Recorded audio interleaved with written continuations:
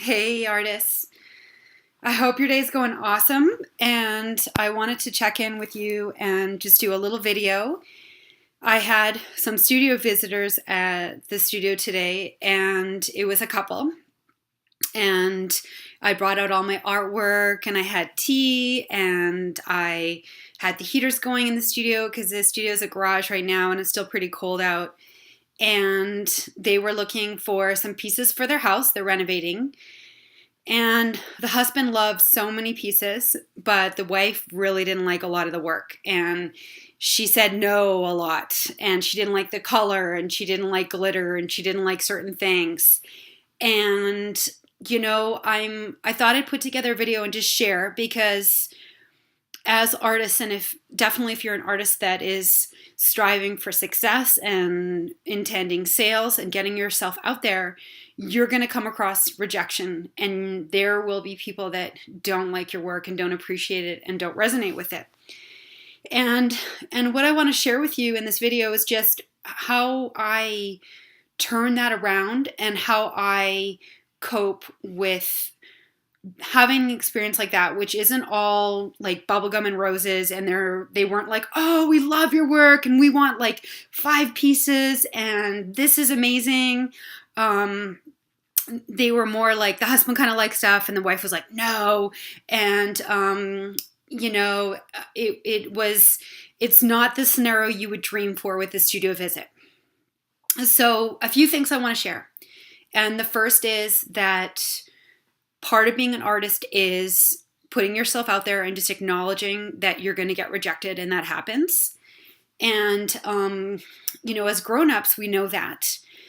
And the challenge is sometimes that little young part of ourselves and the inner child doesn't know that, and she may want everyone to like us and everything to be okay, and for people to say yes and to say, yeah, I love that. And so it's really useful and really supportive for us to go inside and just to say to our little one, our little Deb, like, hey, sweetheart, I'm here for you, and I love you, and I believe in you, and I think all your work's awesome and fabulous. And it's okay to have some feelings and to feel a little sad, and really just to acknowledge that little girl or that little boy inside, and just to let yourself have those feelings. And the first thing I did after the couple left was I came in the house and I asked my husband for a hug, and I got my teddy bear. And I just said, the grown-up in me is doing fine, but the little girl needs a bit of hug.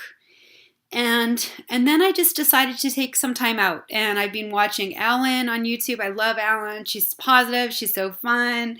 She's making me laugh. And then I'm just thirdly reminding myself of who I am and what I stand for, and reminding myself that it's always a gift when we have an experience that's challenging and may not be what we were hoping for, and that it's an opportunity for us to get clear on what we do want to create. And that I would like to invite couples in that are both in synergy and that both love my work, and they're going to be saying, yes, we want that, we want this, we want so many pieces we can't even decide. And so for me, it was an experience of contrast, going, well, I didn't really enjoy that, and this is what I would love to see. And this is where I can get my journal out and say, these are the type of collectors I would love to spend the time with to see my work and visit my studio. So there are always gifts from these challenges, and we always have a choice on how we handle things and how we view things. And so it's important to look after ourselves, let myself feel my feelings, feel your feelings if you're disappointed, if you're feeling sad, and then move on and focus on something good. I hope this supports you in your journey. It's not always easy, and I really get that, and I'm right there with you.